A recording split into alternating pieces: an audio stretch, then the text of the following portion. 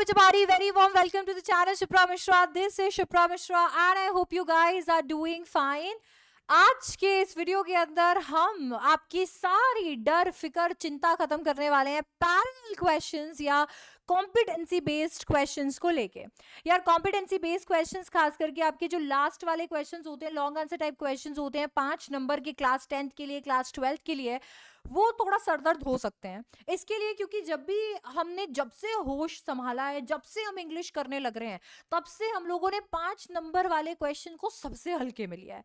क्योंकि हमें पता है कि यार ये वाले क्वेश्चंस ऐसे क्वेश्चंस होते हैं जिनमें उठाकर बस समरी लिख देनी होती है, थोड़ा सा टाइटल थीम समझा दो और बात खत्म हो जाती है।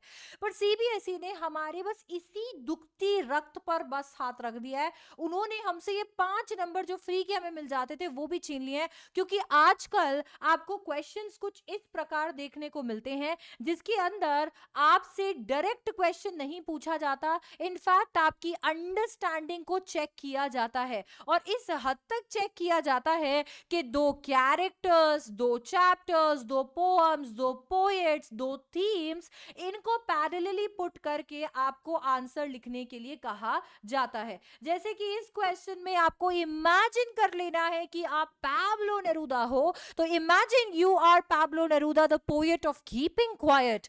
What advice might you offer to Robert Frost, the poet of a roadside stand, in the context of his conflicted emotions as displayed in the given lines? तो यहाँ पे आपको अपने आप को पैब्लो नेरूदा समझना है और वो समझ के एडवाइस करना है। किसको?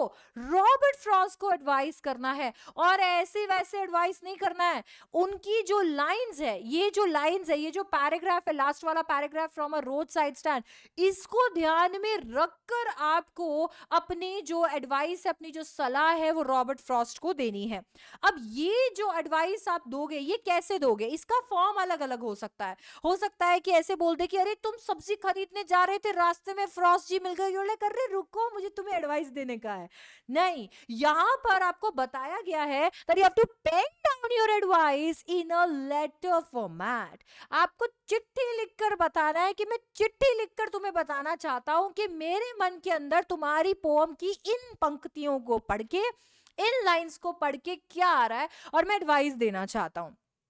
चिंता मत कीजिए, इस तरीके के क्वेश्चंस में बोर्ड आपको बता देता है कि कैसे शुरुआत करनी है और कैसे इस चिट्ठी का एंड भी करना है। तो इसमें बोला है, you may begin this way, dear Robert, I recently read your poem a roadside stand, and you may end this way. I hope this advice is helpful to you. Please let me know if there is anything else I can do to support you. Warmly, Pablo Neruda. So basically आप देख रहे हो यहाँ पे आपको इस तरीके के क्वेश्चंस पूछे जाते हैं और ऐसे ही क्वेश्चन आपको ऑप्शन में भी मिलेगा। आप ऐसा मत सोचना कि इस क्वेश्चन से अगर आप बच गए तो दूसरा क्वेश्चन ऐसा नहीं होगा। दूसरा क्वेश्चन भी सिमिलर हो सकता है, बस फॉर्मेट का फर्क हो सकता है। हो सकता है कि ऊपर लेटर लिखने के लिए बोल दिया, नीचे ड्राफ्ट लिखने के लिए बोल दिया। यहाँ पर जैसे आप देख रहे हो, इसी का भाई दूसरा वाला जो है, इसमें आपको डायरी एंट्री लिखने के लिए बोल दी है, जिसमें ऊपर भी डायरी एंट्री है, नीचे भी डायरी एंट्री है। ऊपर लुइजा समझ के अपने आप को इमेजिन करके डायरी एंट्री लिखनी है और नीचे अपने आप को जितकला सा समझ के डायरी एंट्री लिखनी है। तो क्लास 12th हो या फिर क्लास 10th हो, आपको इस तरीके के क्वेश्चंस एग्जाम में देखने को मिलेंगे। अब सवाल ये उठता है कि ऐसे क्वेश्चंस को हम सॉल्व कैसे करें। यार जब हमें पता होता है कि हमारा दुश्मन कौन है तो उसका सामना करना और भी आसान हो जाता है। तो पहले तो मैं आपको सारे प्रोबेबल टाइप्स बता देती हूं क्वेश्चंस के, कि आखिरकार कौन कौन से टाइप के क्वेश्चन आपसे पूछे जा सकते हैं। आपको यहां पर अपने आप को इमेजिन करने के लिए कहा जा सकता है, imagine yourself to be Mahatma Gandhi. Imagine करो कि तुम महात्मा गांधी हो और इमेजिन करके आपको चैप्टर के किसी पार्ट पे लैंड करा दिया जा सकता है। आपको कहा जा सकता है, आपने इमेजिन कर लिया कि आप महात्मा गांधी हो, अब इमेजिन करो कि आप चंपारण पहुंच गए। आप चंपारण पहुंच गए और चंपारण पहुंच के आपने देखा कि पास के किसी तो विलेज के अंदर किसी एक पेजेंट के साथ में मॉल ट्रीटमेंट हुआ है। आपको कैसा लगा? जरा पेन डाउन कर दो। तो यहाँ पे इमेजिन बेस्ड क्वेश्चन के आपको इमेजिन करा दिया जाएगा कि आप ये कैरेक्टर हो, ऐसे क्वेश्चंस पूछे जा सकते हैं।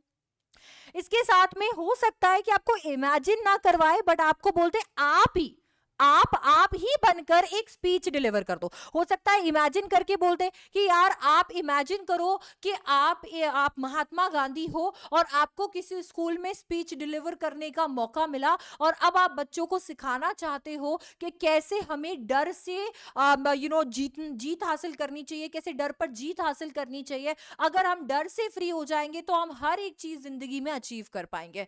तो आपको यहां इमेजिन करके स्पीच देनी है, ये वाला क्वेश्चन भी आ सकता है। अकेला स्पीच वाला क्वेश्चन भी आ सकता है जिसमें आपको बोला कि आपने 2 चैप्टर्स पढ़े, कोई भी 2 चैप्टर उठाकर दे देंगे जिनके अंदर भी सिमिलैरिटी हो सकती है। तो कह देंगे कि आपने 2 चैप्टर पढ़े, एक चैप्टर पढ़ा, एक पोएम पढ़ा ऑन जेनिफर टाइगर्स का, और दूसरा आपने जो पोएम पढ़ा वो पढ़ा आपका दूसरा जो चैप्टर पढ़ा वो पढ़ा गोइंग प्लेसेस। एक तरफ आपको ऑन जेनिफर टाइगर्स में ऑन जेनिफर देखने को मिलती है जिनके साथ पेट्रियार्कल सोसाइटी की वजह से बहुत ज्यादा गलत हो रहा है जीवन में, और दूसरी तरफ आपको गोइंग प्लेसेस के अंदर देखने को मिलता है आपकी सोफी की मम्मी, जो कि बेचारी एक हाउस होल्ड के अंदर, एक पेट्रियार्कल हाउस होल्ड के अंदर सारा काम कर रही है और उन्हें कोई तवज्जो नहीं मिल रही है। आपने इन दोनों स्टोरीज को पढ़ा, इन दोनों लेडीज के बारे में पढ़ा, और अब आप चाहते हो अपने स्कूल के अंदर पेट्रियार्कल सोसाइटी से होने वाले विक्टिम औरतों के लिए आवाज उठाना कि कैसे वो यहाँ पर विक्टिमाइज की जाती है, सप्रेस की जाती है, इस पे एक स्पीच लिख दो।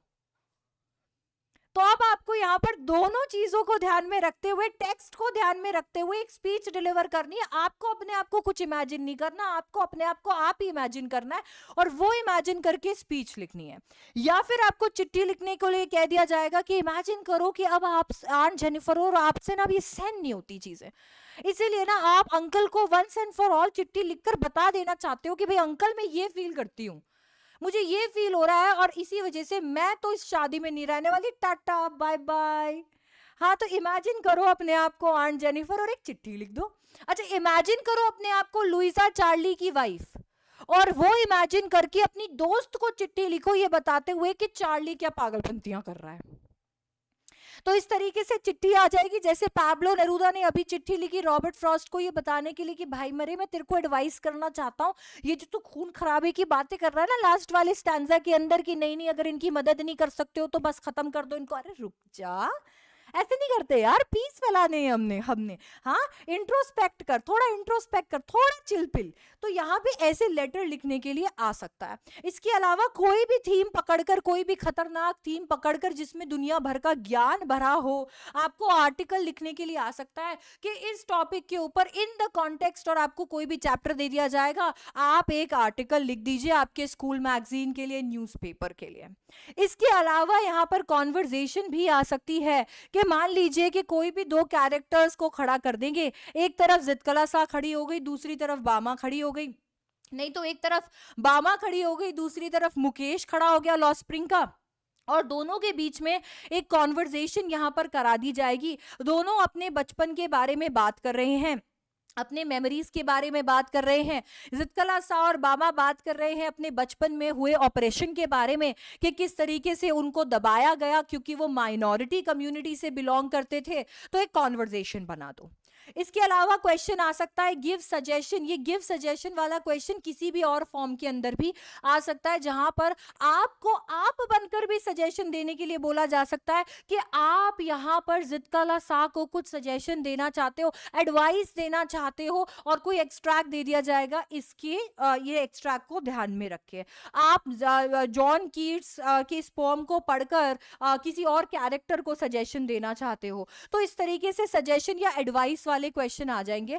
डायरी एंट्री इस साल बहुत ही पॉपुलर क्वेश्चन है क्योंकि आपको ये sample paper, additional paper, class 10, class 12 सब जगह देखने को मिला है, जिसके अंदर आपको कोई ना कोई कैरेक्टर इमेजिन करना है। अपने आप को कुछ भी बोल देंगे कि इमेजिन कर लो, आपको कोई एक या तो पार्ट दे देंगे चैप्टर का और बोलेंगे कि ये हुआ है, इसको इमेजिन करके आज आप डायरी एंट्री लिख रहे हो, या फिर पूरे चैप्टर को ध्यान में रखकर कह देंगे कि अब आप डायरी एंट्री लिख दो। तो ये डायरी एंट्री आपको यहाँ लिखनी होगी। डायरी एंट्री के अंदर बेसिकली आपको अपने भाव एक्सप्रेस करने होंगे, आप कैसा फील करते हो वो बताना होगा। या फिर कोई कंपोजर ड्राफ्ट करने के लिए बोल देंगे, बेसिकली कोई एक टॉपिक दे देंगे, कोई एक चैप्टर से कोई एक्सट्रैक्ट उठाकर या पोम से कोई एक्सट्रैक्ट उठाकर बोल देंगे कि ये इमेजिन करके अपने आप को इसके थीम के ऊपर, इसके टाइटल के ऊपर, इसके मीनिंग के ऊपर थोड़ा लाइट थ्रो करके एक ड्राफ्ट बना दो। इस तरीके के क्वेश्चंस बच्चों आपसे पूछे जाएंगे। मैंने आपको एग्जाम्पल्स भी अभी बता दिए हैं कैसे क्वेश्चंस आ सकते हैं। अब आपको यहाँ पर ध्यान रखना है कि इन क्वेश्चंस को करना कैसे है। यार नंबर 1 प्रॉब्लम तो जो आपकी होती है वो है आपके जो एक्यूरेट फॉर्मेट है उसकी, क्योंकि आप लोग यहाँ पर इस चीज को लेकर बहुत ज्यादा डर जाते हो कि अरे स्पीच लिखने को आ गया तो क्या फॉर्मेट है, डायरी एंट्री लिखने को आ गया तो क्या फॉर्मेट है। तो एक बात तो मैं आपको बता दूं कि जहां फॉर्मेट मैटर तो करता है, पर ये उतना इंपॉर्टेंट नहीं है जितना ये राइटिंग स्किल में होता है। देखो यार, इंग्लिश में सेक्शंस को अलग अलग किया ही इसके लिए है क्योंकि हर एक सेक्शन कुछ अलग चीज चेक करना चाहता है। जहां पे राइटिंग स्किल वाले सेक्शन के अंदर आपके फॉर्मेट से लेकर आपका कंटेंट एक एक चीज देखी जाएगी, वहां लिटरेचर के अंदर आप कितना ज्यादा कैरेक्टर्स के साथ कनेक्ट कर पाए, कितना थीम को समझ पाए, कितने स्टोरीज ऑफ इवेंट जो है आपको अभी भी ताजा याद है स्टोरी को लेकर, उस पर ज्यादा इंफोसाइज किया जाता है। फॉर्मेट करेक्ट यूज करना इंपॉर्टेंट है, पर अगर मान लो कोई क्वेश्चन ऐसा है जिसमें फॉर्मेट आपको याद नहीं आ रहा तो आप उसको मेसअप मत करना, बिकॉज फॉर्मेट इकलौती चीज नहीं है आपके क्वेश्चन की, इकलौती इंपॉर्टेंट चीज नहीं है। बट फिर भी क्योंकि आपको फॉर्मेट कॉन्फिडेंस देता है, तो आज चलिए सबसे पहले तो फॉर्मेट्स डिस्कस कर लेते हैं आपके इन सारे टाइप के क्वेश्चंस के। देखिए, इमेजिन में अलग अलग टाइप का क्वेश्चन आ सकता है। अगर मान लीजिए कोई स्पीच का क्वेश्चन आपके लिए पूछा जाए, तो स्पीच के क्वेश्चन में आपका जो फॉर्मेट है बिना किसी टाइटल के शुरू हो जाता है। आपको यू में बिगिन दिस वे लिखा हुआ होता है, बस वहीं से आपको ग्रीटिंग से शुरू कर देना होता है। मैं यहां लिख देती हूं स्पीच। तो स्पीच का फॉर्मेट के अंदर आपको क्या करना है, आपको ग्रीटिंग से शुरू कर देना है। जैसे यहां पे आ गया गुड मॉर्निंग एवरीवन। आपको यहाँ पर ऑलरेडी बताया भी जाएगा कि आपको कैसे शुरू करना है, नहीं बताया जाए तो ग्रीटिंग से शुरू करके अपने आप को इंट्रोड्यूस कर देना कि आप कौन हो। पैराग्राफ फॉर्म के अंदर ही इंट्रोड्यूस कर देंगे टॉपिक को।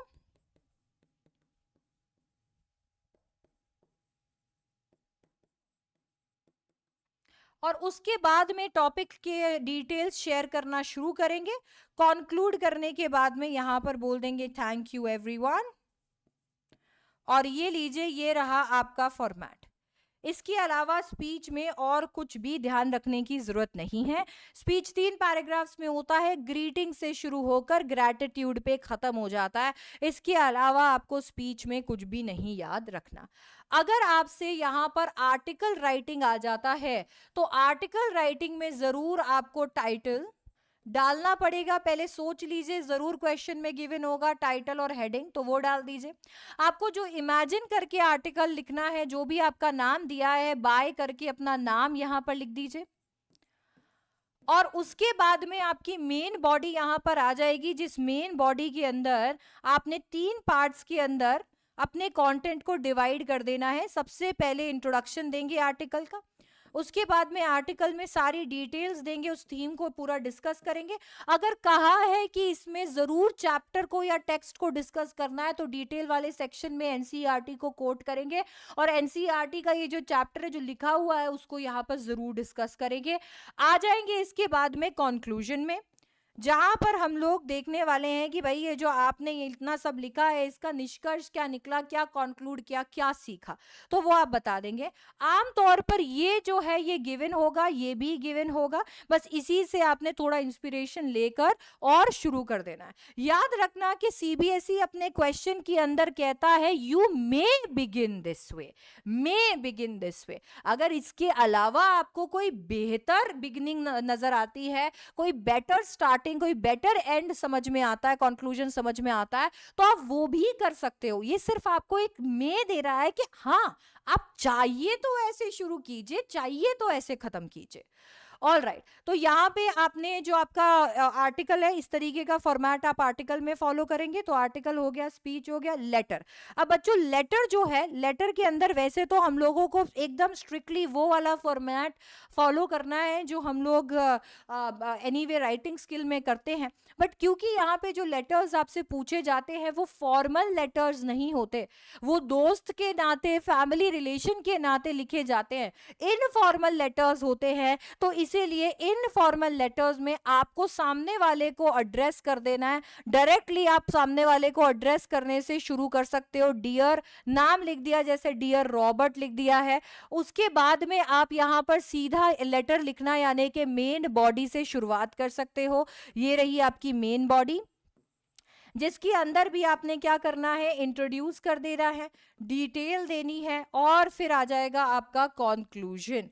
ठीक है, एग्जैक्टली वही आपको यहाँ पर लिखना है। एंड फाइनली यहाँ पर आ जाएगा आपका योर्स वाली लाइन, यानी आपका कॉम्प्लीमेंट्री क्लोज, जिसमें क्योंकि ये एक इनफॉर्मल लेटर है तो लविंगली, अफेक्शनेटली, ट्रूली आप लिखेंगे, और फिर उसके बाद में कॉमा लगाकर आपका नाम आ जाएगा जो भी क्वेश्चन के अंदर गिवन हो। क्योंकि इनफॉर्मल लेटर्स पूछे जाते हैं, ये फॉर्मेट बेस्ट होता है। आप पूछोगे मैम इनफॉर्मल लेटर का तो कुछ और फॉर्मेट हुआ करता था, तो फिर हम ये क्यों यूज कर रहे हैं? देखो, इनफॉर्मल लेटर के अंदर आप सबसे पहले एड्रेस डालते हो, जो कि इस क्वेश्चन का ना तो उद्देश्य है ना क्वेश्चन में गिवन है। इसके बाद में आप यहाँ पे सब्जेक्ट भी नहीं डालते हो, एड्रेस के बाद में सीधा आप यहाँ पर डेट डालते हो। जो आप चाहो तो यहाँ पर भी इंक्लूड कर सकते हो, पर ऐसा अजीब सा फॉर्मेट हमें, या तो हम स्ट्रिक्टली इसको फॉलो करेंगे या फिर हम इसको ही फॉलो करेंगे। ये फॉलो करना ज्यादा बेटर है, क्योंकि सीबीएसई इस पे एम्फसाइज कर रहा है। ऑलरेडी हमने सैंपल पेपर में मार्किंग स्कीम में देख लिया। बट अगर हम नॉर्मली बात करें कि इनफॉर्मल लेटर का फॉर्मेट क्या होता है, एड्रेस आता है, फिर डेट आता है, कोई सब्जेक्ट नहीं आता, सीधा सैल्यूटेशन आ जाता है। तो सीधा सैल्यूटेशन आता है, सैल्यूटेशन के बाद में बॉडी आ जाती है, बॉडी के बाद में कॉम्प्लीमेंट्री क्लोज आ जाता है, और आपका नाम आ जाता है। तो आप देखिए ना, हम लोग सब फॉलो कर रहे हैं सिवाय एड्रेस और डेट के।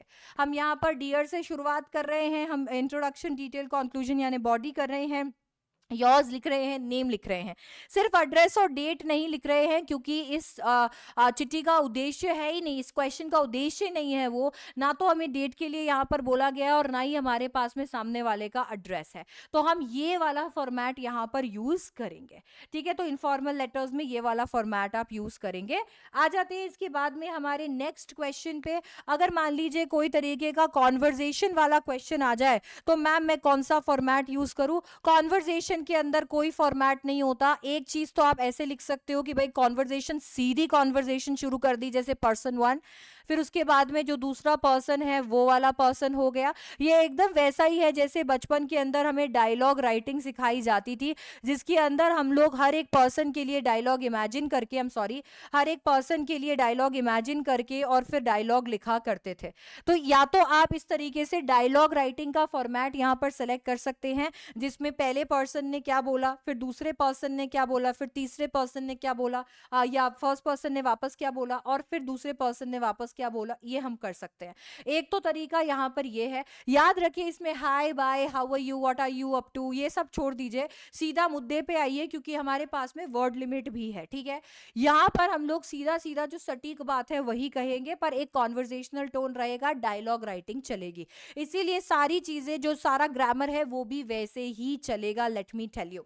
इसके बाद में आता है आपका दूसरा तरीका कॉन्वर्जेशन वाले क्वेश्चंस को करने का, जिसके अंदर सबसे पहले तो आप एक इंट्रोडक्टरी पैराग्राफ या एक इंट्रोडक्शन देते हैं, जिसके अंदर आप बता रहे होते हैं कि भाई ये दोनों कैरेक्टर्स कहाँ से है, ये दोनों टेक्स्ट के अंदर क्या सिमिलैरिटी है, और इन दोनों टेक्स्ट में अगर मान लीजिए कमला दास बात कर रही होंगी रोड साइड स्टैंड के वेंडर्स से, अगर वो दोनों आमने सामने होंगे तो कैसे बात करेंगे। और उसके बाद में सीधा आपने लिख दिया कमला दास, और कमला दास करके, और फिर यहाँ पर कमला दास ने रोड साइड स्टैंड के वेंडर्स को क्या कहा होगा वो लिख दिया, और फिर उसके बाद में रोड साइड स्टैंड के वेंडर्स ने क्या कहा होगा वो लिख दिया कि ठीक है रोड साइड स्टैंड के वेंडर्स ने ये कहा, और फिर फाइनली यहाँ पर कंक्लूजन अगर आप चाहिए तो लिख सकते हैं, जिसमें आप एक लाइन के अंदर इस कॉन्वर्जेशन को खत्म कर सकते हैं एक एकेडमिक पेपर को ध्यान में रखते हुए।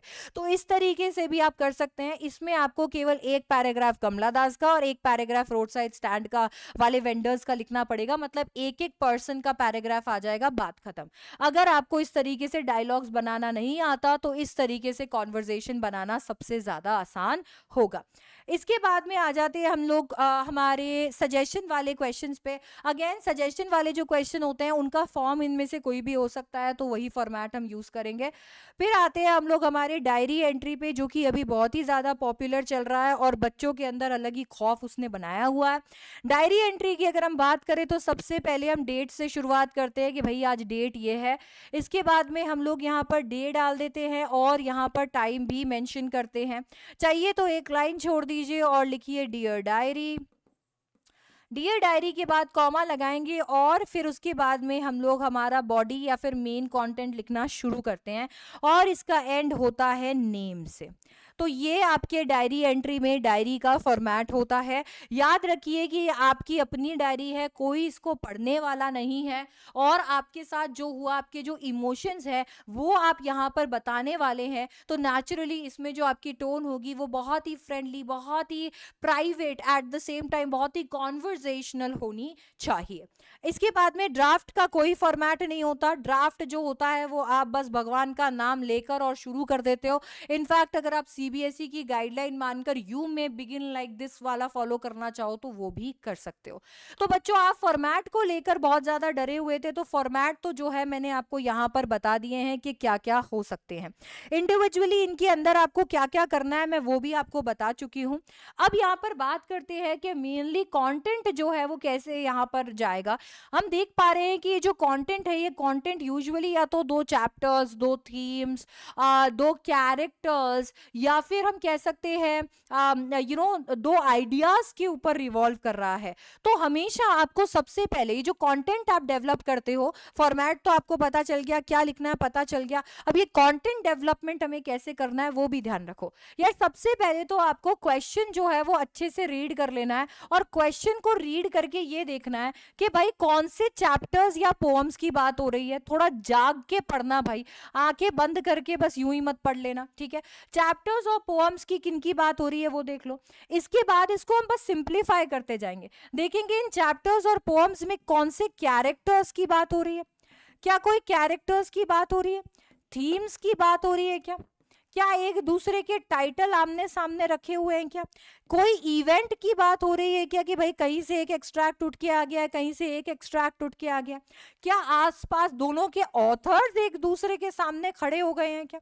तो आप यहाँ पर ये सारी चीजें जो है पहले देखोगे कि भाई कौन से चैप्टर्स कौन से पोएम्स है, फिर देखो कि इनमें से कौन सी चीजों के बारे में बात हो रही है। अब जब आपके सामने ये आ गया तो यूजुअली आपको जो आपके क्वेश्चंस हैं उनके अंदर बताया जाता है कि आपका आंसर कौन से टच पॉइंट्स पे होना चाहिए। ऐसे नहीं है आप खुले हो एकदम मेमोरीज ऑफ चाइल्डहुड से जो मर्जी आए उठाकर लिख दो, ऐसा नहीं है। आपको बताया है कि आप एज अ ग्रोन अप जित कलासा इंसिडेंट पे रिफ्लेक्ट करते हो about cutting her long hair and is conflicted that she did not do enough to resist and surrender easily. तो आपको पता है कि चैप्टर कौन सा है, चैप्टर है memories of childhood. Memories of childhood में कैरेक्टर कौन है, जिद कलासा। काहे की बात हो रही है यहाँ पर, कौन सा सब्जेक्ट मैटर है। इसके बाद में मैं सीधा किस पे आ जाऊंगी, सब्जेक्ट मैटर पे, कि भाई कौन से मुद्दे की बात हो रही है जिसके ऊपर मेरे को आर्टिकल लिखना है, डायरी एंट्री लिखनी है, जो भी लिखना है, क्या सब्जेक्ट मैटर है। तो मैंने यहाँ पर सब्जेक्ट मैटर देखा, भाई सब्जेक्ट मैटर है मेरे को सीधा इवेंट पर लेकर जा रहा है। कौन से इवेंट पे लेकर जा रहा है कि भाई जब आपके लंबे बाल कट रहे थे तो आपको वो वाला टाइम याद आता है कि जब आपके लंबे बाल काटे जा रहे थे और आप अंदर से कॉन्फ्लिक्टेड महसूस करते हो, आप ऐसा महसूस करते हो कि आपने ज्यादा फाइट नहीं किया, अगर आप चाहते तो आप और फाइट कर सकते थे और अपने बालों को बचा सकते थे, पर आपने ज्यादा फाइट नहीं किया और बड़े आसानी से सरेंडर कर लिया. She also wonders if she could have tried something else to prevent the incident. अब आप इसमें भी सोच में पड़ गए हो कि क्या आप कुछ और भी कर सकते थे जिससे आपके बाल ना काटे जाते. तो as the grown-up Kalasa create diary entry expressing these thoughts and conclude by absolving yourself of any blame. अब आपको बता दिया है कि डायरी एंट्री में क्या मेंशन करना है. आपको पहले तो ये थॉट्स मेंशन करने हैं. अब ये थॉट्स आपने मेंशन करने हैं कि भाई मेरे को ऐसा ऐसा फील हो रहा है, जो ऑलरेडी उन्होंने बता रखा. मैं बताऊंगी कैसे मेंशन करना है. और आपको कंक्लूजन भी बताया हुआ है कि आप फाइनली कंक्लूड भी इस चीज से करोगे कि नहीं, यहाँ पर जो भी हुआ है वो कार्लाइल इंडियन स्कूल हमेशा से करता आया है. उन्होंने मेरे साथ ये किया, बट मैं इंश्योर करूंगी, उस वक्त तो मैं नहीं बोल पाई, पर मैं इंश्योर करूंगी कि आगे चल के आने वाले बच्चों के साथ ऐसा कभी ना हो. ऐसे करके आपको इसको कंक्लूड करना है. ठीक है. तो अब बच्चों जब भी ऐसा होता है तो सीधा मुझे पता चल गया कि सब्जेक्ट मैटर क्या है. भाई सब्जेक्ट मैटर है जितकला सा के बाल काटने वाला इंसिडेंट, जब उसको यहाँ पर सीजर्स महसूस हो रही होती है. अब मुझे जब मेरे दिमाग में ये आ गया है तो मुझे लिखना शुरू करना है. अब जब मुझे लिखना शुरू करना है, फॉर्मेट तो मेरे दिमाग में क्लियर है. अब फॉर्मेट चाहे जो भी, चाहे डायरी एंट्री का फॉर्मेट हो, जो भी हो, मैं सबसे पहले कोशिश करूंगी कि मैं जो मेरा रीडर है, मेरा रीडर कौन है, एग्जामिनर है, तो मेरे रीडर को मैं कनेक्ट करूं मेरे इंसिडेंट के साथ में. सबसे पहले ये तो बताऊं कि भाई मुद्दा क्या है. आप सोचो आज कोई कोई एक बच्चा जो कि जिसको कोई आइडिया नहीं है कि जितकला सा कौन है, जिसे कोई आइडिया नहीं है मेमोरीज ऑफ चाइल्डहुड क्या है, अगर वो आपका आंसर पढ़ेगा तो क्या वो समझ पाएगा कि आपने क्या लिखा है? नहीं समझ पाएगा, तो आंसर गलत है आपका. हमेशा अपने आंसर की शुरुआत करो जिसमें रीडर को ध्यान में रखो कि रीडर जो इसको पढ़ रहा होगा, अगर कोई इसको पढ़े. अब डायरी एंट्री में आप सोचोगे मैम मैं ही पढ़ूंगी और कौन पढ़ेगा, पर हम एग्जामिनेशन के पॉइंट ऑफ व्यू से एग्जामिनर को रीडर मान के सोच रहे हैं. तो आप हमेशा सबसे पहले इंसिडेंट के बारे में बात करोगे. तो आपने जब डायरी एंट्री भी शुरू करनी है तो देखो इन्होंने खुद ने भी डायरी एंट्री की शुरुआत की है. I find my self reflecting on an event that happened many years ago.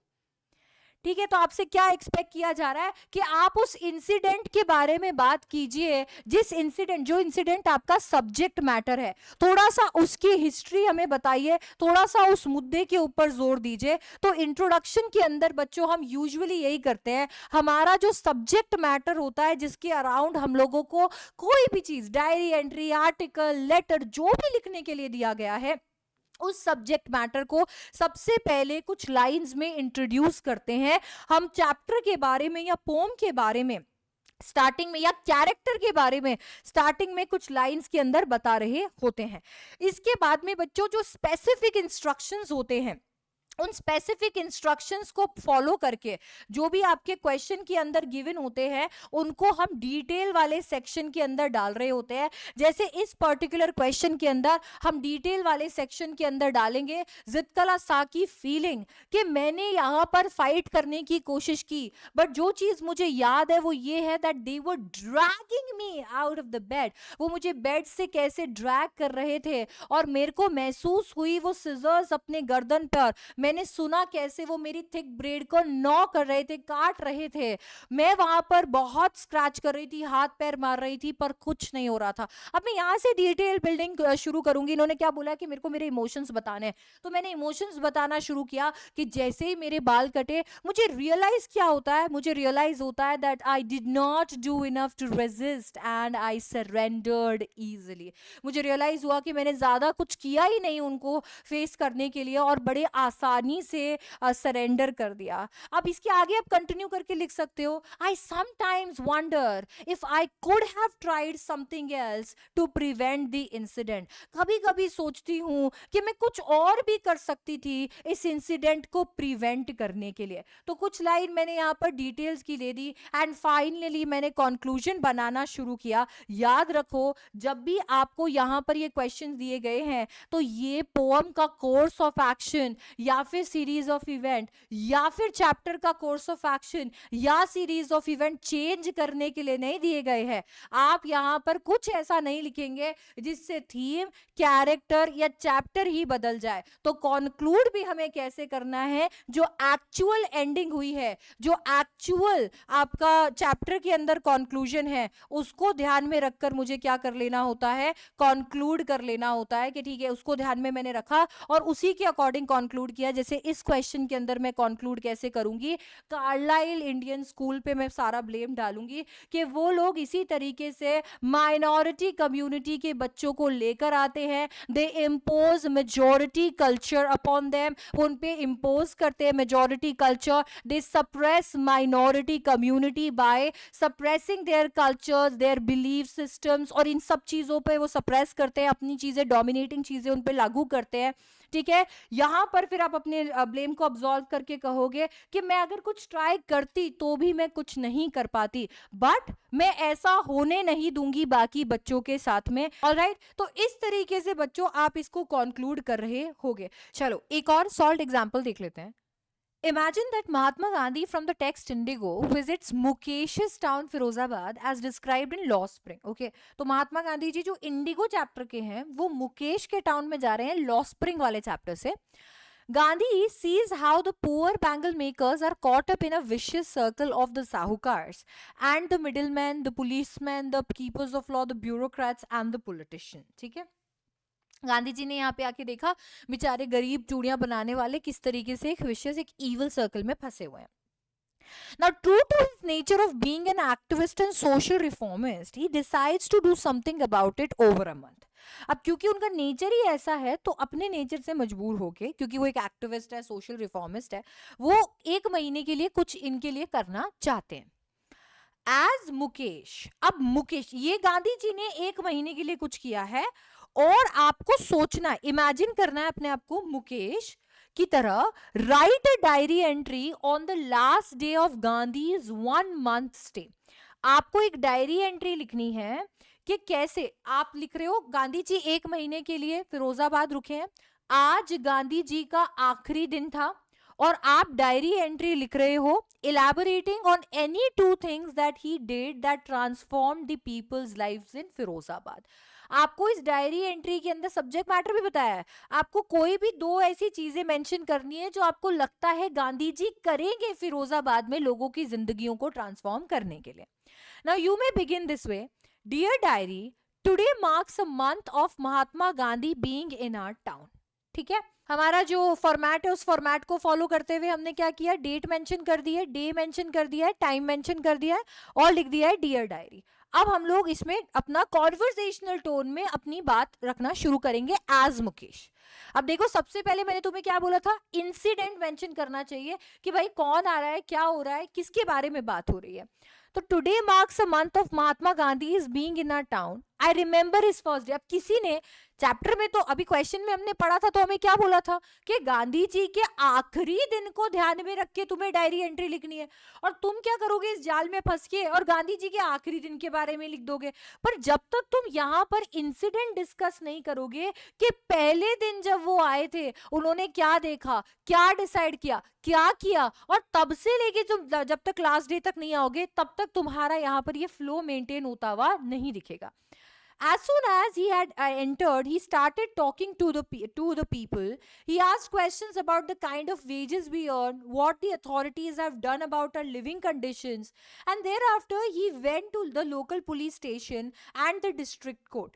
Finally, he got a policy put in place to ensure minimum basic wage for our work. Our families now earn enough to not only make ends meet, but also save money at the end of every month. Most of the families now have a permanent shelter. We used to struggle for basic needs, but now we can dream bigger. Maybe I will finally learn to drive a car and one day own a car too. So basically आपने यहाँ पर बताया कि उनके last day पर आपकी क्या feelings है। तो लास्ट डे पर फीलिंग्स बताने के लिए आपको बताना पड़ेगा कि मुझे अभी तक याद है जब गांधी जी पहली बार यहाँ पर आए थे। अब गांधी जी पहली बार यहाँ पर आए थे तो देखो वैसे फिरोजाबाद में बहुत कुछ है फिक्स करने के लिए। क्वेश्चन में आपको बोला है कि कोई भी दो चीजें फिक्स कर दो। तो हमने देखा कि यार एक तो इन लोगों को मिनिमम वेजेस नहीं मिल रही थी, इतनी मेहनत करने के बावजूद ये इतना भी नहीं कमा पा रहे थे कि दो वक्त की रोटी अच्छे से खा पाए। तो गांधी जी ने सबसे पहले तो उसके लिए कुछ किया।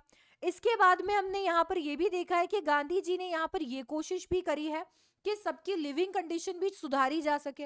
अब आप यहाँ पर यह भी मेंशन कर सकते थे कि गांधी जी ने चाइल्ड लेबर को यहाँ पर हटाने के लिए वो पुलिस के पास गए, कोर्ट के पास गए और चाइल्ड लेबर को यहाँ पर पूरी तरीके से 1 महीने में खत्म कर दिया।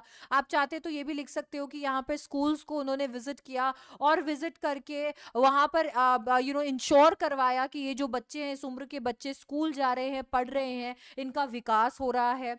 आप चाहते तो यहाँ स्वच्छ भारत अभियान के बारे में लिख सकते थे, जहां पर आप बता दोगे कि कैसे यहाँ पर नालियां पूरी तरीके से जाम थी जिसकी वजह से बहुत बुरी बदबू आती रहती थी और बिल्कुल सफाई नहीं होती थी, बहुत ही गंदगी होती थी। तो उन्होंने स्वच्छ भारत अभियान शुरू किया जिसकी मदद से ये साफ सफाई वहां पर आई। तो ऐसे कोई भी दो पॉइंट्स आपको यहाँ पर बताने थे। हमने यहाँ पर देख लिया कि लिविंग कंडीशन सुधारी उन्होंने और उसके साथ में मिनिमम वेजेस जो है वो लागू करवा दी। अब इसकी मदद से क्या हुआ, इसकी मदद से अब 1 महीने में काफी सुधार आया है, ये लोग सपने देख सक रहे हैं एंड मुकेश जो है वो फाइनली ये सोच सकता है कि वो भी कार ड्राइव करना सीखेगा। अरे सीखना ही क्यों, हो सकता है कि वो कार ओन भी कर ले।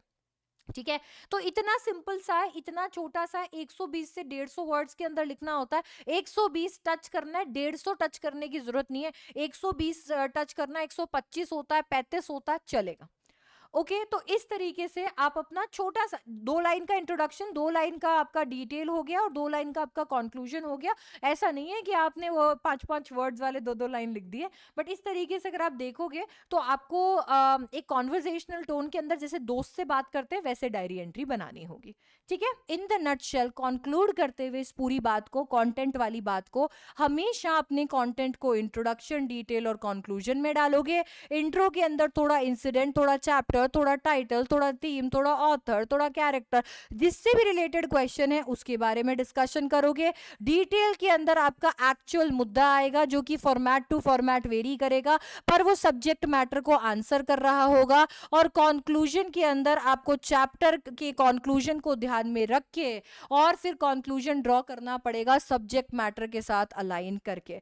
इन सारे के सारे क्वेश्चंस के अंदर आप कुछ ग्रामेटिकल एस्पेक्ट्स का ध्यान रखोगे, यानी कि आप देखोगे कि भाई आपकी टोन कैसी जा रही है। अगर कहीं कॉन्वर्जेशन टोन की जरूरत है तो कॉन्वर्जेशनल टोन होनी चाहिए। आप देखोगे कि आपके टेंसेस कैसे हैं। याद रखो कि क्वेश्चन के टेंस को हमेशा फॉलो करना चाहिए और एक ही टेंस के अंदर आपका सारा आंसर होना चाहिए।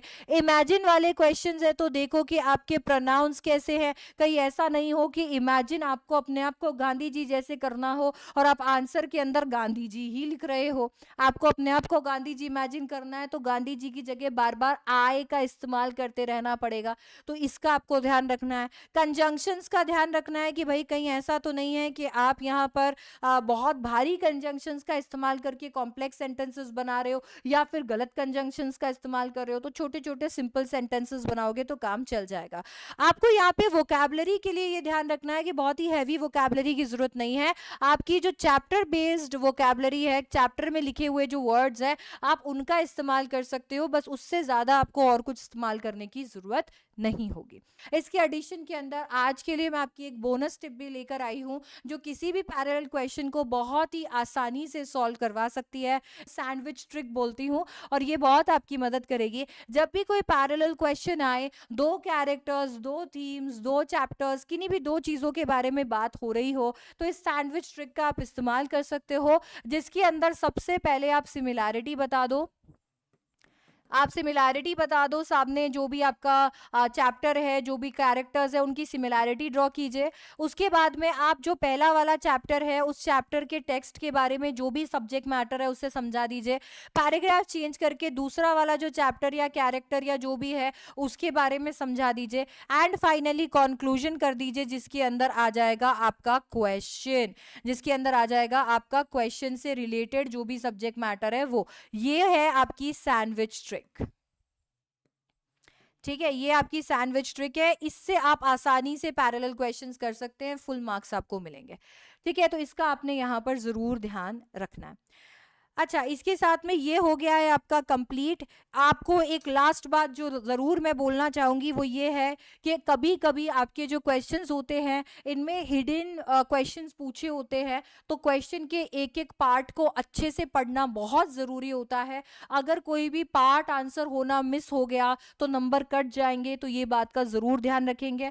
आपको कैसे आंसर लिखना है, आपका क्या फॉर्मेट होगा, क्या मेंशन करना है, ये सब कुछ क्वेश्चन में छुपा होता है। क्वेश्चन को अच्छे से एनालाइज करने की देर है। जैसे मुझे यहाँ पर डिटेल अपनी मिल गई थी, मुझे खुद से कुछ बनाना ही नहीं पड़ा। ठीक है, सो दैट्स इट, सब कुछ क्वेश्चन में है। क्वेश्चन अच्छे से रीड करो, पैरेलल और इन सारे क्वेश्चन का डर आपके मन से निकाल दो। फॉर्मेट अब सॉर्ट हो गया कंटेंट के साथ में। ये वीडियो पसंद आया तो यार इस वीडियो को लाइक जरूर करना, अपने फ्रेंड्स के साथ जरूर शेयर करना और सब्सक्राइब कर लेना चैनल को ऐसे और वीडियोस के लिए। I will see you in the next one. Thank you so much for watching. All the best for your boards.